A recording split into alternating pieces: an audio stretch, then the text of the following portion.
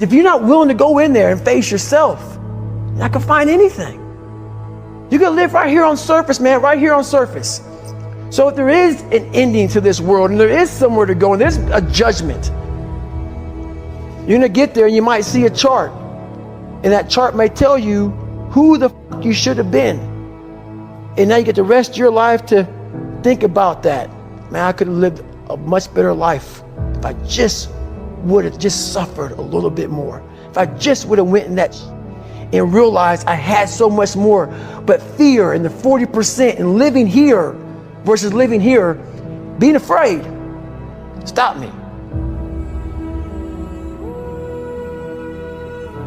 Your biggest enemy, the most important conversation you will ever have in your life is the one you have with yourself. You wake up with it, you walk around with it, you go to bed with it. Eventually, you're gonna act on it, whether you're good or bad. You have to, that's why the whole thing about this book I have, it's about you. It is about you. It's strictly about you finding who you are. So many people die, live 100 years, never fucking know who they are. Never know who they are. You have to look in that mirror and know there's so much more in here, man. Because I can literally right now be a 300-pound guy spraying for cockroaches still to this day if I did not look in that mirror and say, there has to be more to this. This can't be it. And then willing to go into it, dive deep into it, and give all I have to find it. So that's what all that's about. Let's say there's 10 people in this room and we're all mediocre. But I'm the best of the mediocre people. I now think I'm great. I'm great. We surround ourselves around people that make us feel great. They tell us what we want to hear. The second we put ourselves amongst the uncommon people, we don't like that feeling, that challenging feeling of that person who's waking up at 3:30 in the morning and say, hey, push your shit on, we're going for a run. We don't like that challenge. We like that person who says, hey, you know what, man, I don't feel good today, man. And they say, oh, it's okay, brother. We'll take a day off, man. We'll get a pizza and watch the game. We like that. We love that feeling. Why? Because you understand, man, we're good, bro. We don't want that motherfuckers like this. Hey, man, no, bro. Get your fucking shit on, man. Stop being a punk. We don't want that in our lives. We don't want that person who's constantly challenging our weaknesses. We want that person who's constantly, making us feel nice and good and secure in ours. That's the mediocrity of life.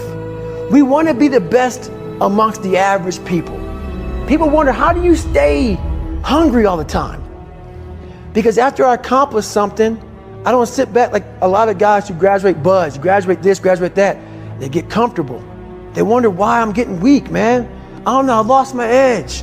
What's going on? Because once you hit the top of the fucking mountain, guess what happened? I'm good. I'm good. So you wonder why you're falling down now. Because once you reach the top of the mountain, you got to build another one. That's mediocrity. There's a lot of people in mediocrity who have a nice resume, but they're one-timers, man. They hit a one-time deal. They busted it open, got a lot of money, but they're good. You're mediocre now, man. What are you fucking doing today, tomorrow, the next fucking day? That's why I'm listening to theorists. I don't listen to all that bullshit. I'm listening to a motherfucker who's like this, man. What's wrong, man? I'm fucking tired, dude. Why are you tired? Because tomorrow, I gotta do the fucking shit again, man. Whatever the shit is that made me fucking nauseous and sick to my stomach, it made me hurt. There's no ending. And that's the person I listen to. That's the person who's gained knowledge. You gain knowledge through suffering.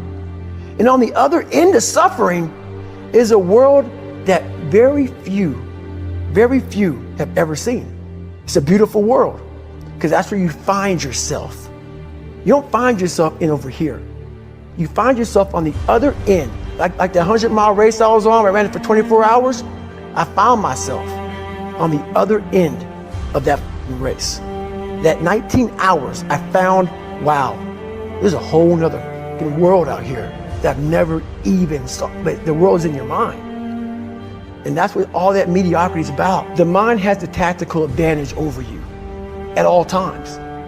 At all times of your life, the mind has a tactical advantage over you. Why is that? It knows what you're afraid of. It knows your insecurities. It knows your deep, dark lies. And it starts to push you away from that. It pushes you in a direction that is comfortable. The mind controls everything. So what I realized was that when I was growing up and I was 300 pounds and I got all fat and I got all insecure, I realized that my mind kept taking me in this direction. When things got uncomfortable for me, when I was facing my insecurities, I was facing my fears, my mind said, oh no, we have the tactical advantage.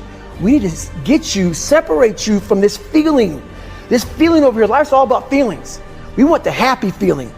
We don't want that feeling of this sucks. If in that moment, you can answer those up questions and you are now in charge of your brain versus your brain ruling you, that's where all that stuff comes from. So the 40% rule is all of that. You get to 40%, your brain says, we're done. Let's roll, man. This is starting to get painful. This is uncomfortable. So you sit down. You have to figure out ways, and everybody's different. That's how the book kind of talks about, like we all have these things about, 5 steps to this and 4 steps to this. It's a lot more than that. That's all bullshit. It's a practice that you have to, it's a habit. So if you know that at 40%, I'm feeling pain. At 40%, I'm feeling pain. That's where the 40% rule kicks in. Now it starts. Okay, I'm feeling pain. My mind's saying all this to me. It's saying, get out of here, run, flee. The fight or flight kicks in. Okay, we're done. We're not good enough. It starts telling you all these things. You start to believe it because the mind controls all. This is the time where you have to gain control back of your mind. It's okay, let me see if I can go 45%. And once you start giving yourself more and more hope and start realizing, okay, the mind starts to be, okay, what are you doing? We're supposed to be going right and you're going left. You start then controlling your mind. Start finding more in yourself, and then it goes from 40% to a lot further than that. But that's the start of it though. Get to the spot where your mind is saying stop. Wherever that is, you gotta get there first, and then that's when that starts to work for you. You gotta control yourself in that moment.